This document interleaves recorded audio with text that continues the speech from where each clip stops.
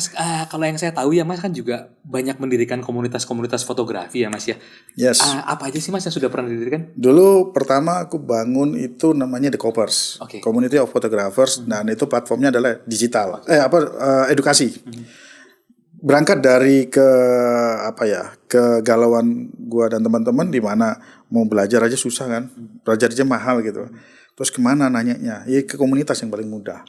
Dengan teman-teman yang udah lebih tahu duluan atau mereka yang memang sudah expert di situ, kita nanya itu gratis biasanya kan begitu. Terus berkembang lagi, gue juga bergabung sekarang dengan Chandranaya, klub foto amatir yang kelas dunia, ya, itu tertua di Indonesia setelah PAF ya. Ini pendirinya Federasi Fotografer seluruh Indonesia. Nah kemudian juga waktu dulu ini agak sedikit nyerempet ya ke ini Pak Jokowi nyapres tuh, kami teman-teman fotografer itu bareng sama Mas Darwis membuat sebuah gerakan komunitas baru, itu Fotografer Bersatu, yang tugasnya adalah menghalau hoax itu kita harus hilangin, kemudian ngajarin teman-teman juga motret yang bagus. Dari situ sih sampai sekarang. Jadi ada misinya juga gitu. Ada misinya dan ngangkat UMKM. Ya kan, berguna kan. Itu masih aktif semua Mas? Masih. Kalau di Fotografer Bersatu itu kurang lebih 1.500 membernya, ada di luar dan di dalam, dan itu kalau teman-teman pernah dengar nama-namanya di papan premiumnya itu ya. Nah, itu ada semua tuh di situ. Ada Mas Darwis, ada Om Pinky Mirror, ada Om Arbain, macam-macam di situ. Senior semua. Semua. Aku paling muda loh. Kayak gitu sih. Nah, ini terbuka Mas untuk semua orang. Maksudnya kalau ada orang yang kepengen join, gimana prosedurnya? Nggak ada prosedur, yang penting mau foto, mau memerangi hoax. Udah itu aja. Jaga integriti. Nanti mungkin boleh di-share Mas, bisa menghubungi siapa kalau ada yang berminat teman-teman? Kebetulan sekjennya aku, jadi langsung ke aku. Nanti bisa hubungin di sini ya. Gitu. Kayak gitu. Mas, gini, seperti kita ketahui bersama ya Mas, komunitas ini kan tempat untuk saling berbagi, saling menghasut juga gitu dalam kutip begitu ya. Nah, kalau mempengaruhi lah ya. Iya, saling mempengaruhi dalam artian yang baik ya gitu. Jadi kalau menurut Mas sendiri, sejauh mana sih Mas komunitas ini bisa dimanfaatkan untuk membangun ekosistem fotografi ya? Ekosistem yang paling tepat ya memang community sih. Apapun industrialnya, apalagi fotografi. Yang tadi gue bilang, ketika gue mau belajar, gue bingung kemana. Belajarnya mahal. Perlu ketemu siapa dan segala macam. Tapi ketika masuk ke community, itu semua ada. Dari fotografer yang genrenya street, genrenya landscape, ya travel, macam-macam, makro, yang nungging-nungging begitu, yang bangun pagi. Terus ada yang modelan juga, yang cari-cari yang seneng-seneng gemes-gemes gitu kan. Itu lengkap komplit di situ. Jadi kita tinggal nanya aja. Kemudian di komunitas itu juga pasti nggak jauh-jauh juga. Kita bicara tentang alat, kita bicara tentang tools motret itu seperti apa, dari lighting, dari gear, dari lensa, dan equipment yang lain. Seperti itu sih. Nah ini kan komunitas ini kan selalu disusupi oleh pedagang. Selalu kan ya, begitu. Ya. Ini circle-nya gitu ya. Jadi biasanya kan pasti ada 1-2 orang masuk yang apakah ada larangan atau apa ada aturan tertentu, karena biasanya kan ya ada orang yang akhirnya memanfaatkan komunitas untuk kepentingan pribadi ya. Enggak sih, sebenarnya simbiosis mutualisme, bahwa industri ini saling terkait. Ya circle-nya begitu memang. Yang provider membutuhkan market dari community juga membutuhkan alat dari provider. Jadi ya sama-sama. Jadi ekosistem semua ya Mas. Itu ekosistem yang harus dibangun memang. Distributornya, penjualnya semua. Betul. Dan itu harus dijaga. Sampai ke venue-nya juga. Yes. Kebanyakan sih komunitas manfaatin provider sih. Ya harusnya saling ngasih makan. Jadi kita kasih wadah, situ bisa jualan. Bisa tapi, tumbuh sama-sama kan. Bisa support balik ke kita apa. Betul. Sponsorship atau apa kayak gitu. Yes, benar. Nah Mas, kalau dari sekian banyak kegiatan komunitas gitu ya, jadi kan komunitas pasti kan kegiatan macam-macam. Nah kalau dalam rangka membangun regenerasi fotografer baru nih Mas, kegiatan apa sih Mas yang paling sesuai sebenarnya?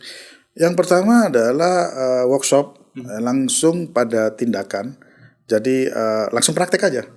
Workshop misalkan lighting ya, kita kasih objeknya, entah itu model, talent yang cantik, yang tua, yang gemes gitu kan, atau barang atau gitu. Mainkan aja di situ semua, terus di situ diajarkan teorinya, kemudian caranya, dari komposisi, tekniknya, semua orang akhirnya begini toh.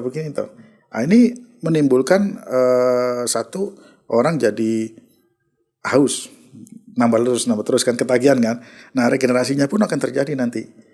Kebanyakan nih anak-anak yang baru belajar, muda-muda itu, satu, dia punya strength point, mau belajar.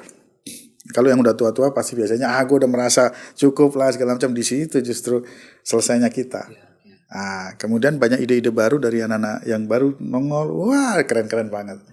Gak heran kalau tiba-tiba di dalam suatu kompetisi yang menang tuh anak-anak muda yang baru nongol. Karena juga biasanya mereka disupport sama equipment yang bisa jadi yang lebih dari cukup iya. gitu Mas biasanya. Iya, lebih keinginannya lebih kuat lagi. Kreativitinya ada.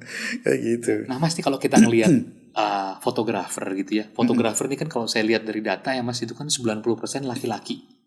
Ya kan, jadi 90% laki-laki, terus usianya relatif udah agak matang gitu ya, antara 25 sampai 40 paling banyak kan itu. Nah, sebenarnya kan masih ada kue lain nih Mas, ibu-ibu sebenarnya atau cewek-cewek yang sekarang mungkin jadi selebgram apa segala macam, yang mungkin mereka nggak punya kamera profesional, mereka hanya andalkan kamera handphonenya, tapi sebenarnya kan mereka punya interest di fotografi udah pasti gitu. Nah, dari sisi komunitas Mas, ada nggak rencana untuk merangkul mereka? Karena sebenarnya kue mereka gede sekali loh. Dan ketika mereka suka sama sesuatu, mereka akan cerita sama semua orang. Iya, benar-benar. Gitu. Jadi sebenarnya kan ini hanya alat aja ya, mau kamera, mau handphone gitu kan, itu semua just tools.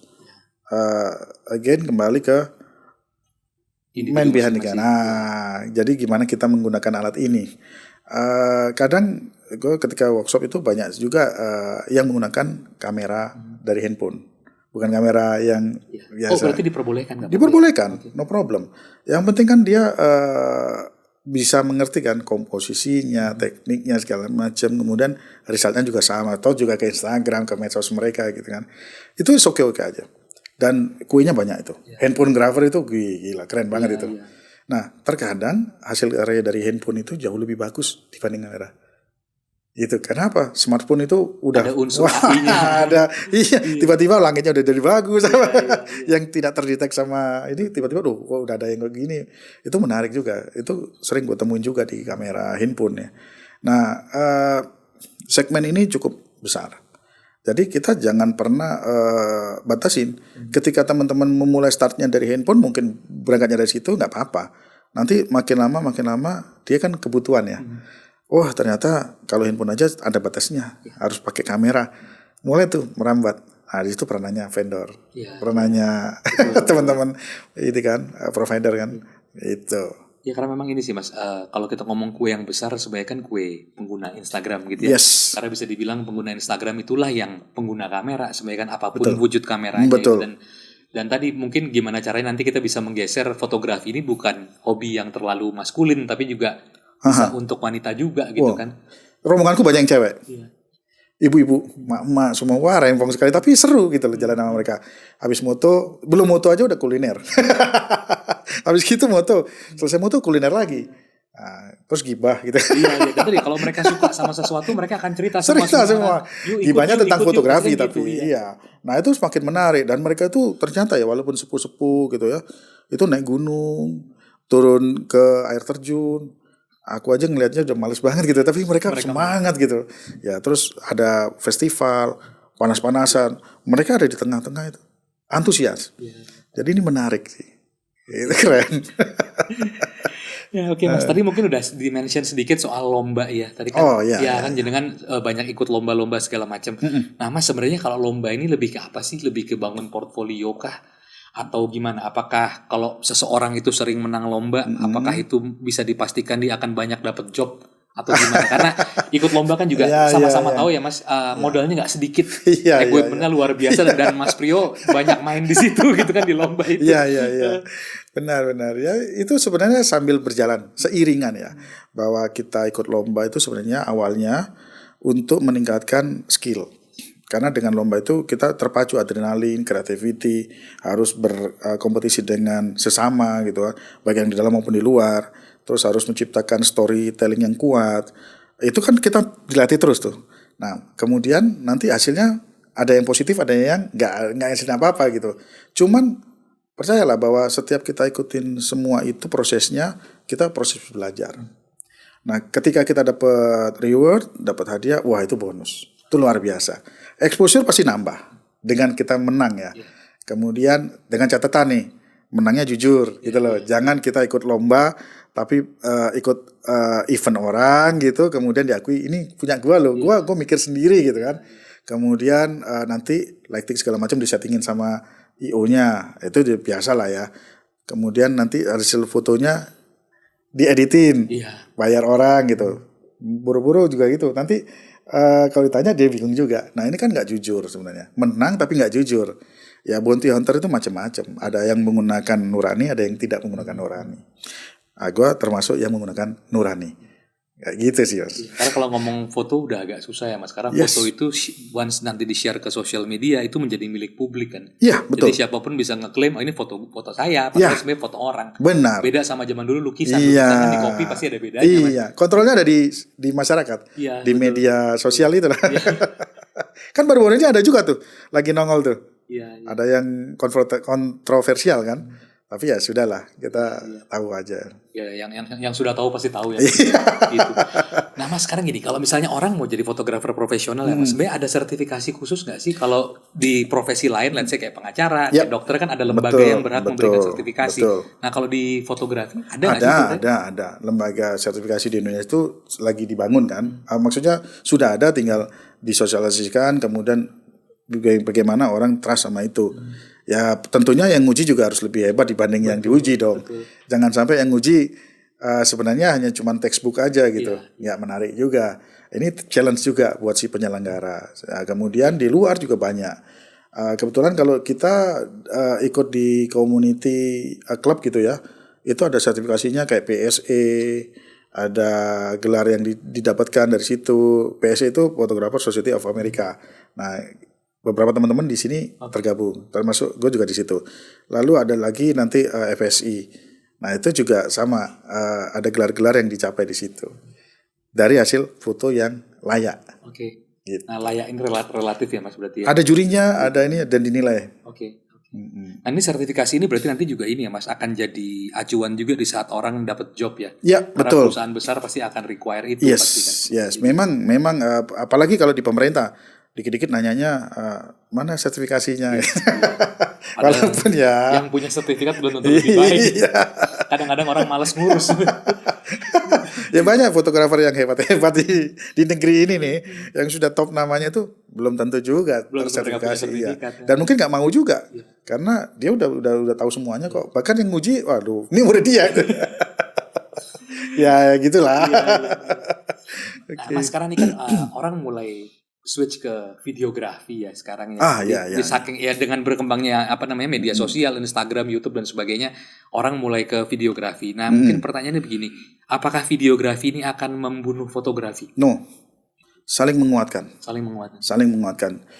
Videografi itu bagian dari kelanjutan dari skill kita di fotografi kan. Bagaimana kita membuat video kalau basically-nya nggak punya di foto. Nah, setelah itu baru ke video. Aku pun juga begitu. Dari foto kemudian kita beralih bikin film pendek gitu kan. Kemudian jadi iklan-iklan kecil. Itu jadi videografi juga. Dan menarik. Intinya mesti bisa ikut tren dan terus belajar. Ngikutin perkembangannya, Man. Betul. Dan market. Kamera analog ke digital. Yes. Terus ya sekarang ya ada videografi segala macam. Betul. Kalau kita nggak ngikut ya kita lewat. Ketinggalan jauh. Iya. Oke.